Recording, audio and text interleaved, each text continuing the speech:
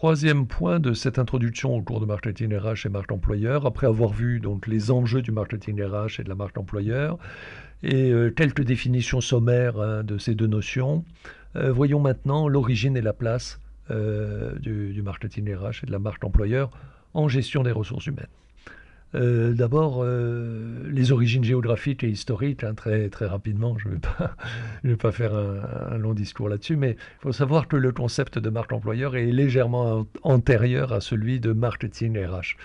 Il a été développé par deux auteurs britanniques, hein, Simon Barrow et Tim Ambler, qui étaient en fait des praticiens de la gestion de marque. On considère que Simon Barrow, on considère souvent que Simon Barrow est l'inventeur, hein, à proprement parler, de la marque employeur en 1990. Bien que le premier document académique, dirons-nous, intitulé Employer Brand, donc la marque employeur, ne soit paru qu'en août 1996 hein, dans les publications de la London Business School, sous la double signature de Tim Ambler et Simon Barrow. Donc Simon Barrow avait travaillé pendant 8 ans comme brand manager, donc responsable de marque chez Knorr, donc les sauces et les soupes, puis chez Colgate-Palmolive, avant de passer aux ressources humaines dans le même groupe où il a conçu l'idée d'employer brand ou marque employeur. Il raconte tout ça dans une interview et en particulier les difficultés d'application, je dirais, à plusieurs niveaux hein, de cette notion d'employer brand. Alors par parenthèse, je vous lis un extrait de cette interview hein, dont je parlais. Donc on lui demande, en gros, vous avez été gestionnaire de marque produit, et puis ensuite gestionnaire de marque employeur. Quels sont les enseignements que vous pouvez tirer de vos expériences? Et il répond, croyez-moi, alors j'ai traduit, hein, je lis le document que j'ai traduit. Croyez-moi, j'ai fait les deux dans ma vie, responsable de marque produit à destination des consommateurs et responsable de marque employeur dans le domaine des ressources humaines. Et je peux vous dire que la gestion de la marque employeur est beaucoup plus dure que la gestion de la marque d'un produit, de la marque produit. Et cela pour au moins deux raisons. Première raison, une marque produit est souvent un choix correspondant à un style de vie. Alors que la marque employeur, c'est la vie elle-même. Ça concerne l'avenir des personnes, leur estime de soi, la manière dont elles se connaissent et s'évaluent. Or, c'est une question très sérieuse parce qu'aujourd'hui, nos identités sont très largement conditionnées par, petit a, nos qualifications, petit b, les organisations, les entreprises auxquelles nous sommes rattachés. Et puis, il y a une deuxième raison, dit-il, qui rend difficile la gestion de la marque employeur par rapport à la marque produit. C'est que les consommateurs ne connaissent pas tout des marques qu'ils achètent, même s'ils peuvent en connaître beaucoup. Alors que les employés connaissent presque tout de leur travail. Et pour cela, vous ne pouvez pas les rouler, entre guillemets, parce qu'ils sont déjà dans la réalité. Donc ce qui complique, dans son idée, hein, je complète, ce qui complique effectivement la tâche du gestionnaire de marque employeur. Il peut pas mentir en quelque sorte aux salariés, aux collaborateurs. C'est la question de la sincérité du discours. Au fond, j'aurai l'occasion de le redire, mais faire correspondre, si je prends la comparaison avec une marque produit, faire correspondre ce qu'il y a dans la boîte à l'étiquette, ou l'inverse. L'étiquette sur la boîte et ce qu'il y a dans la boîte. Ceci étant, la marque employeur, je reprends le fil de ma diapositive. Donc la marque employeur, c'est un des fondements hein, du marketing RH, mais elle est distincte. Alors dans cette diapositive, on voit une illustration très simple, hein, simpliste même, extraite de l'étude Employer Brand que je citais de Tim Ambler et Simon Barrow en 1996. Alors sans entrer dans le détail, sans que cela résume la complexité de la notion de marque employeur, on voit bien un des aspects de la dynamique du système. Au fond, on peut résumer cette dynamique, comme vous le voyez sur le graphique, sur le dessin. qui est aussi celle du marketing ressources humaines, en disant que les meilleurs magasins ou les meilleures entreprises génèrent le meilleur bouche à oreille, et donc elles attirent les meilleurs candidats, par ce fait même, les meilleurs candidats à l'emploi, qui constituent les meilleurs salariés, qui contribuent aux meilleurs magasins, etc. Donc c'est un peu, comme j'indiquais un peu plus haut, un cercle vertueux, cette notion. Alors, elle est ultra simplifiée, elle n'est pas très très opérationnelle, mais puisqu'on est dans un balayage, je dirais, des éléments à l'origine du marketing RH et de la marque employeur, je trouve que ce petit dessin est intéressant, d'autant qu'il est extrait du premier ouvrage, si on peut dire, d'une des premières études ou de la première étude relative à la marque employeur. Alors poursuivons toujours sur la marque employeur avec Franck Briet et Franck Davoile, qu'on a évoqué un tout petit peu plus haut, qui nous rappellent dans leur ouvrage Marketing RH de 2017 que, je cite, et je le lis avec vous, la marque employeur est associée très étroitement avec le nom de l'entreprise, le logo qui lui est associé, la communication qui est faite autour de cela. Alors, mais que malgré la ressemblance, il ne faut pas confondre la marque employeur qui a des finalités internes et s'adresse aux salariés, employés, candidats à l'embauche dans la firme ou l'organisation, et la marque entreprise, la marque d'entreprise, qui a des finalités externes et vise les clients, les fournisseurs, le grand public du monde. J'ajoute qu'il ne faut pas non plus confondre la marque employeur et la marque entreprise, d'une part, avec la marque produit, la consumer brand, qui est encore plus étroite que la marque employeur ou que la marque d'entreprise. Bon, la marque produit, à l'évidence, vise à mettre en valeur un produit qui peut d'ailleurs être distinct de la marque d'entreprise. Par exemple, les soupes ou les sauces Knorr qu'on évoquait avec Simon Barrow un tout petit peu plus haut, et qui sont des marques de produits de la multinationale Unilever. Comme d'ailleurs les glaces Miko, les moutardes Amora, Lipton, dentifrice Signal ou la lessive Skip. Donc une marque entreprise va avoir dans son portefeuille, si vous voulez, ou dans ses cartes, plusieurs cartes produits qui auront leur identité. Donc il n'y a pas de confusion possible. Sauf le cas où une marque employeur ne commercialiserait qu'un seul produit. À noter cependant que la notoriété des marques produits ou des marques entreprises peut être un argument d'attraction pour les marques employeurs. Puisqu'en tant que client ou en tant que public, on connaît souvent les produits ou l'entreprise avant de connaître l'employeur proprement dit, qui se cache, entre guillemets, derrière le produit. Donc, il y a des implications, il y a des interactions, dirons-nous, entre tous ces concepts. Alors, ça nous offre une transition pour dire deux mots de la liaison entre le marketing RH et la marque employeur. On vient de dire quelques mots sur l'origine de la marque employeur. Voyons maintenant la liaison entre le marketing RH et la marque employeur. Alors, aussi simplement que possible, il faut profiter de cette introduction pour lever une ambiguïté sur le titre du cours. Il ne vous a pas échappé que le cours s'intitule donc Marketing RH et marque employeur, comme s'il s'agissait de choses distinctes et sur le même plan. Ce n'est pas tout à fait le cas. Comme vous l'avez compris, je crois, la marque employeur et le marketing RH sont effectivement des notions distinctes. Et peut-être qu'un jour, ce sera des disciplines distinctes des sciences sociales, des sciences de gestion, pardon. Mais aujourd'hui, et depuis une vingtaine d'années, on considère que la marque employeur est plutôt un sous-ensemble du marketing RH. Autrement dit, le thème du cours, c'est le marketing RH, qui a des buts et des moyens qu'on étudiera et qui ne se limite pas, ces buts et ces moyens, à l'utilisation de la seule marque employeur. Même si la marque employeur est un aspect important, je dirais, du marketing ressources humaines, et que les deux fonctionnent sur le même principe, c'est que l'idée est d'attirer, de ne pas aller vers le client, ne pas aller vers le collaborateur ou le salarié, mais faire venir le client ou faire venir le collaborateur vers l'entreprise, Et cette démarche, qui est celle du marketing RH, est aussi bien sûr celle de la marque employeur. On éclaire.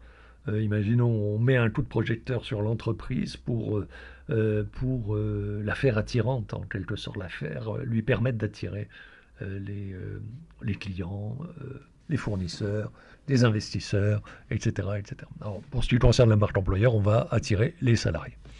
Alors, dans ce contexte, la marque employeur doit être vue comme un des moyens du marketing RH et non pas une fin en soi. Hein. Ça, c'est un point important. Mais le marketing RH, au-delà de ce qu'on vient de dire, le marketing RH et la marque employeur convergent également sur un autre point important. Non seulement la marque employeur est intégrée au marketing RH comme un moyen ou un sous-ensemble du marketing RH, comme on vient de le dire, hein, mais également le marketing RH et la marque employeur recherchent tous les deux un avantage concurrentiel portant sur le capital humain de la firme.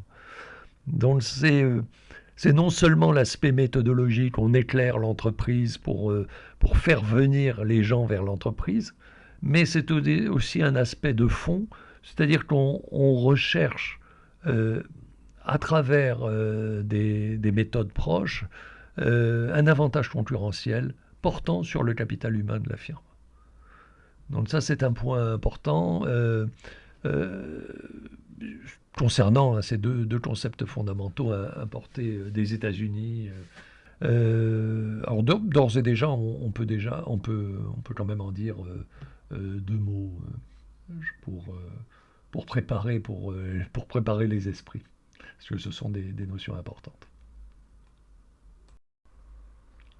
Alors, les concepts d'avantage concurrentiel ou d'avantage compétitif et de capital humain sont fondamentaux, hein, non seulement pour les sciences de gestion et donc pour les ressources humaines à l'intérieur des sciences de gestion, mais aussi pour l'économie en général.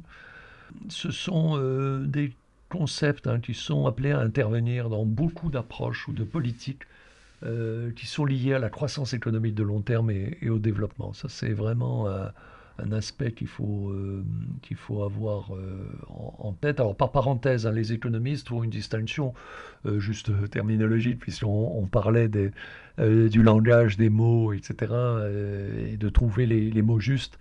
J'essaye autant que je le peux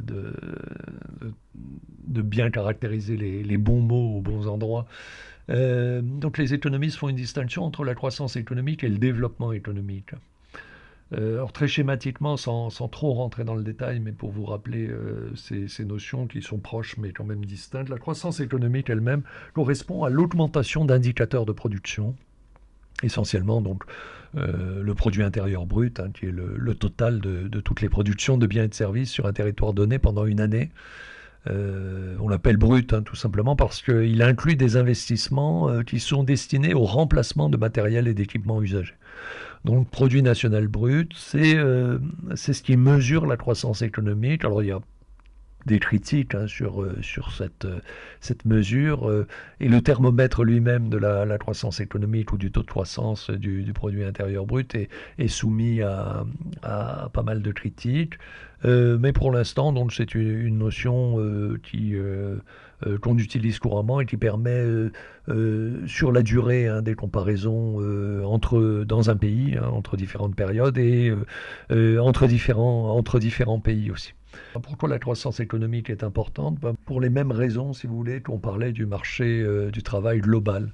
C'est-à-dire que c'est une notion qui ne sert à rien, mais qui est un indicateur général, qui est un repère en quelque sorte de tendance. C'est-à-dire que ça ne sert à rien aux entreprises, ça ne nous sert à rien en tant que citoyens de savoir que le taux de croissance est prévu par l'Union européenne dans les pays de l'Union et de temps, prévu par la France ou la Banque de France ou le ministère des Finances et de temps, etc. Ça ne sert à rien. Et d'autant que les prévisions sont régulièrement démenties, donc il n'y a pas de souci avec ça. Sauf que la croissance économique et la mesure de la croissance économique à travers le taux de croissance du produit intérieur brut, comme je l'indiquais, vont servir de base à un certain nombre d'extrapolations, notamment lorsqu'il s'agit de prévoir, par exemple, des dépenses publiques, lorsqu'il s'agit de prévoir des investissements. Ça va être un élément, je dirais, du climat d'affaires, du climat du business dans un pays donné.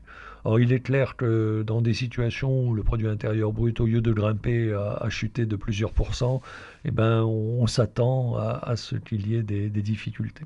Donc c'est un élément de prédiction. Et le deuxième aspect qui est important sur la croissance économique et la mesure de la croissance, c'est que, en fait, mais de manière totalement fausse, ou en tout cas très très imprécise, au niveau macroéconomique, c'est-à-dire ça ne concerne pas les agents économiques eux-mêmes, mais simplement les relations entre ce qu'on appelle les grands agrégats économiques, la production dans un pays pour une période donnée, la production, la consommation, l'emploi, etc. Il y a une liaison imparfaite entre la croissance économique et le taux de chômage, ou entre la croissance économique également et la création d'emplois. C'est-à-dire qu'on sait qu'à partir du moment, par exemple, tout simplement de manière négative, il n'y a pas de croissance économique, ou que la croissance économique, ou plutôt qu'on est en décroissance économique, j'allais dire la croissance économique négative, il y aura des difficultés sur l'emploi. Si en revanche la croissance économique est de tant de pourcents, il y aura un effet de tant de pourcents sur la réduction du chômage, par exemple. Alors ce sont des instruments qui, curieusement, sont hyper imparfaits. Alors, il y a tout un appareillage de modélisation économique derrière tout ça. Le ministère de l'économie, l'Institut national de statistique et des études économiques, au niveau européen, etc., les gens réfléchissent, font des équations. À partir de ces équations mises en commun, font un modèle. Le modèle est en quelque sorte quelque chose une vision stylisée, si on peut dire, de la réalité, et sert d'instrument prédictif. Donc tout l'appareil est assez précis, sauf que ça se passe pas comme ça, et la réalité dément assez régulièrement les prévisions. Donc voilà, ça c'est sur la croissance économique. Et j'évoquais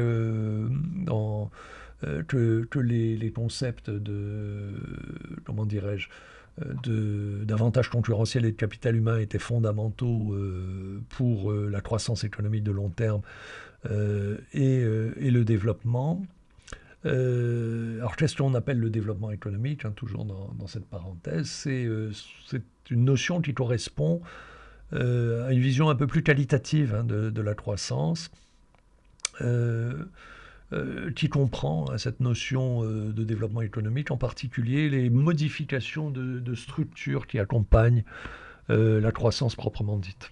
Par exemple, la croissance, si elle est régulière et soutenue, peut s'accompagner, et s'accompagne généralement, historiquement d'ailleurs, on a mesuré le phénomène d'une réduction de la pauvreté, par exemple. Elle peut s'accompagner aussi d'une réduction des inégalités. Donc tout ça, ça sera du développement économique, qui va être généré en partie par la croissance, mais la croissance peut ne pas générer de réduction de la pauvreté ni des inégalités. Tout dépendra de la structure économique. Est-ce que la croissance, par exemple, du produit intérieur brut est confisquée par quelques personnes qui deviendront de plus en plus riches, alors que d'autres deviendront de plus en plus pauvres? Il peut y avoir aussi un écart qui se creuse. Dans le développement économique, on fait jouer aussi l'augmentation du niveau de formation, donc des éléments encore une fois qualitatifs, l'espérance de vie, la réduction des maladies mortelles, l'accès aux soins, l'amélioration des équipements publics, des routes, nombre d'écoles, nombre d'hôpitaux, nombre de lits dans les services d'urgence, nombre de lits en soins intensifs, etc., etc. Donc le développement économique est quelque chose qui s'appuie souvent et la plupart du temps sur la croissance économique de long terme, mais qui est, contrairement à la croissance économique, qui est plutôt un indicateur essentiellement quantitatif, augmentation donc du produit intérieur brut sur une année ou sur plusieurs années. Le développement économique va introduire des notions qualitatives.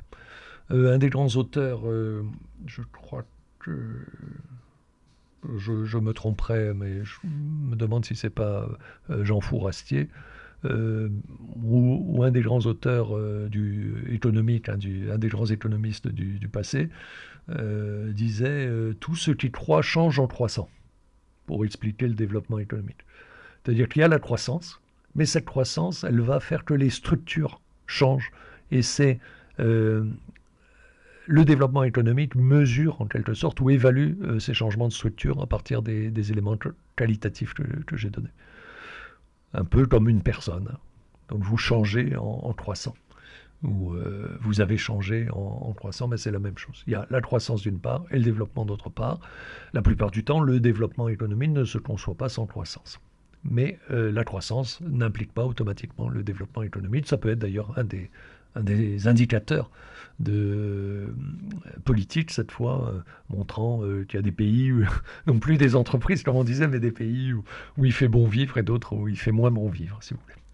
Alors sinon, je lis avec vous, je reviens à la diapositive, je lis avec vous la diapositive, dans le texte est extrait encore une fois du Mercator, l'édition de 2017. Alors je le dis, le Mercator c'est la Bible entre guillemets, ou le best-seller du marketing. Alors, les notions d'avantage concurrentiel sont des notions qu'il faut bien connaître au niveau master.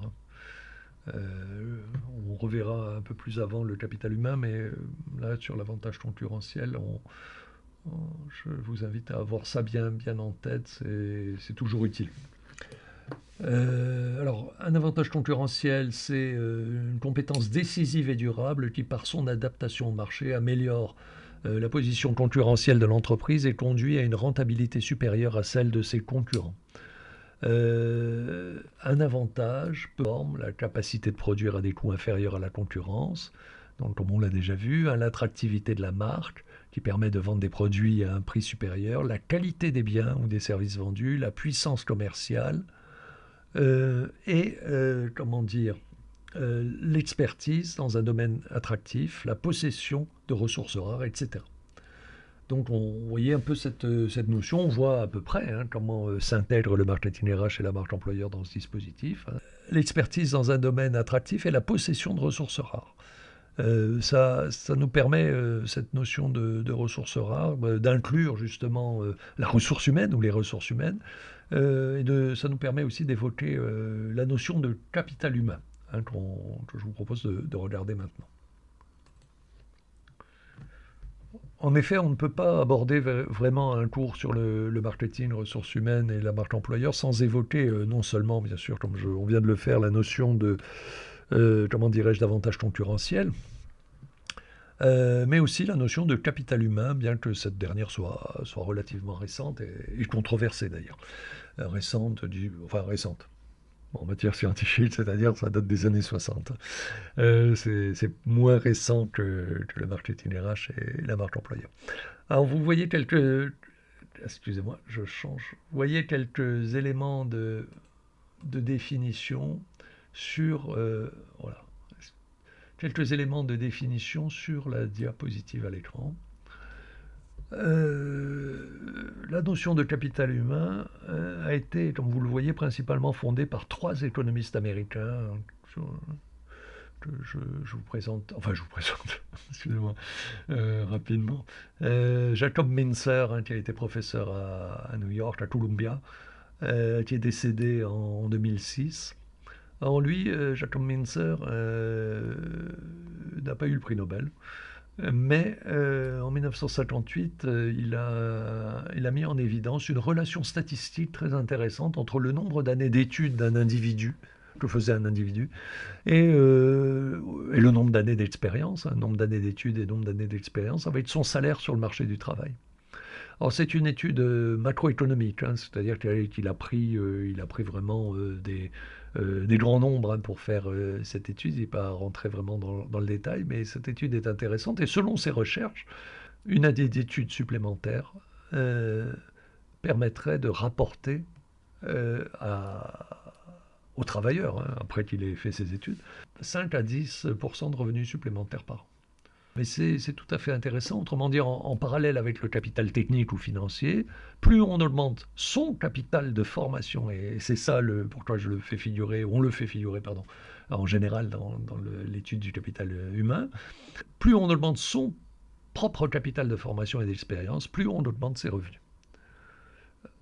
Il ne précise pas hein, la liaison, donc c'est une corrélation qui a vraiment l'allure d'être un lien de causalité, donc quelque chose d'assez fort, mais donc il constate que voilà, les gens qui ont fait des études, ils sont plus payés. Alors en disant ça, on semble enfoncer une porte ouverte, oui, bon, ça paraît assez logique, mais c'est quand même intéressant parce que lui, il l'a mesuré.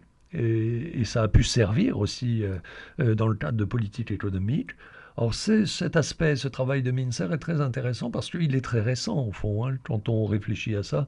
1958, oui, ça fait 60 ans, un peu plus de 60 ans, mais dans le fond, on trouve assez curieux que personne n'ait réfléchi à ce lien-là, en tout cas à essayer de quantifier ce lien. Theodor Schultz, lui, a été professeur à l'université de Chicago, donc il a été prix Nobel d'économie, il est décédé en 1998. Alors lui, en 1961, il met en évidence le rôle du capital humain au niveau également macroéconomique. Donc il s'appuie un tout petit peu sur les travaux de Mincer. Il va essayer d'aller un tout petit peu plus loin. Quand il parle de capital humain, il va ajouter à la notion d'étude ou à la notion d'expérience un autre niveau, un autre domaine qui est celui de la santé. Donc en mettant en évidence le rôle du capital humain, il se préoccupe de la question du niveau de formation et de la santé. C'est-à-dire qu'au fond, il réfléchit en se disant ça sert à quoi finalement d'avoir une bonne formation si on n'est pas en bonne santé ou si on est souvent malade, etc. Donc c'est en ça que la vision est macroéconomique, c'est-à-dire qu'il ne se préoccupe pas d'individu par individu. Il a une vision globale. Et cette vision globale, il l'a appliquée au redémarrage des économies japonaises et allemandes après la Deuxième Guerre mondiale par rapport à la stagnation en Grande-Bretagne. Et il en déduit, alors là aussi c'est assez photographique, c'est-à-dire qu'il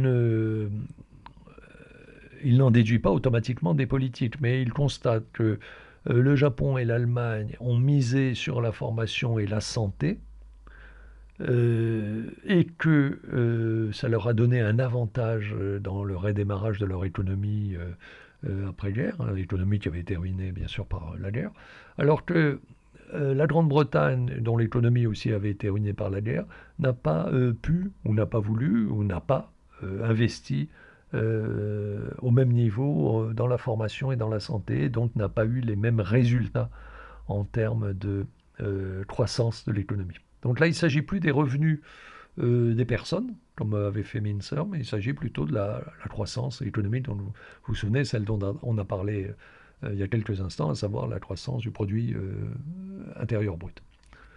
Et puis Gary Becker. Gary Becker aussi, qui a été professeur à Columbia, et puis à l'université de Chicago, et qui a été prix Nobel d'économie. Lui est décédé en 2014.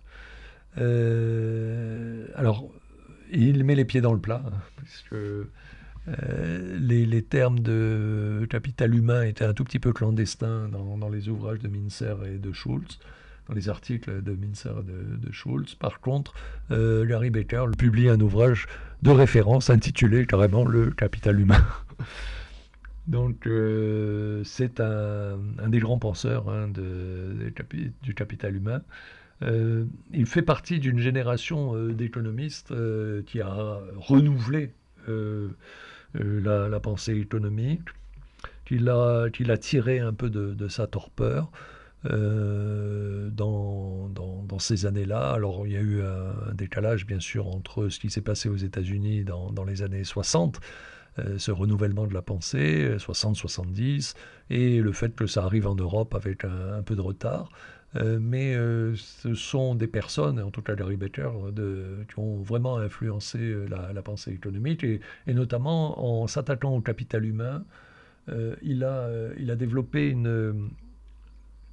une pensée économique qui peut s'appliquer à tout ce qui n'est pas économique. C'est ce que je veux dire par là. Eh ben, il a fait des études sur l'économie du mariage.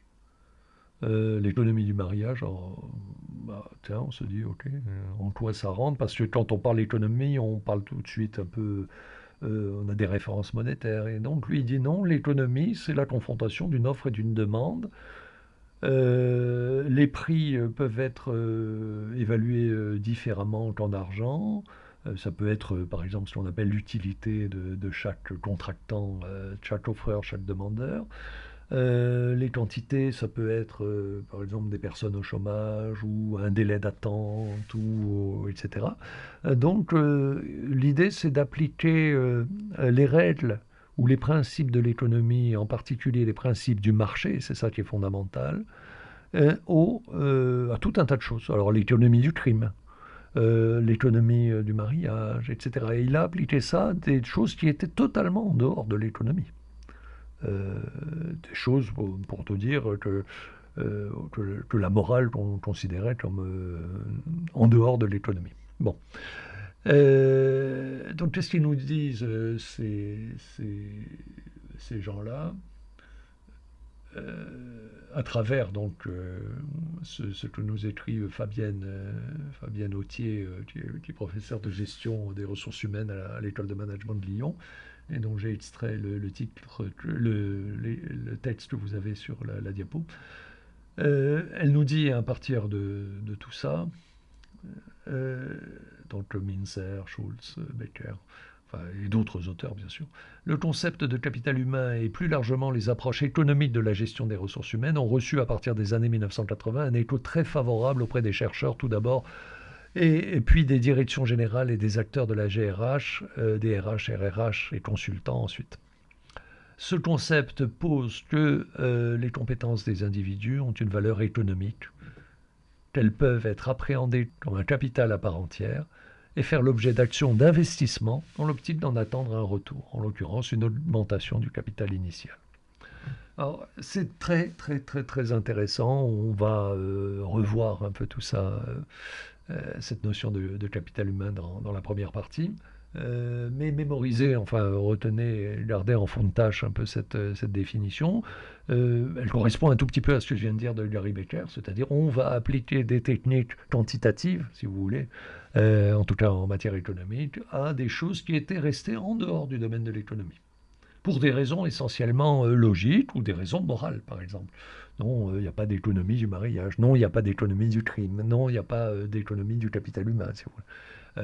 Parce que on ne travaille pas sur l'humain en termes économiques. Et pourtant, il y a l'économie du travail, etc., etc. Alors, je termine rapidement cette évocation du capital humain avec un extrait de l'article fondateur de Theodor Schultz de 1961 que j'évoquais.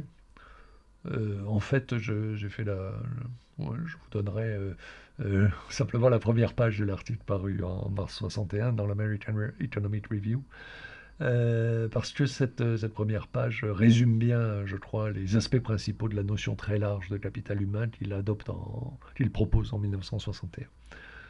Alors, je vous donnerai cette page, ou vous la retrouverez sur la plateforme pédagogique, hein, comme tous les documents.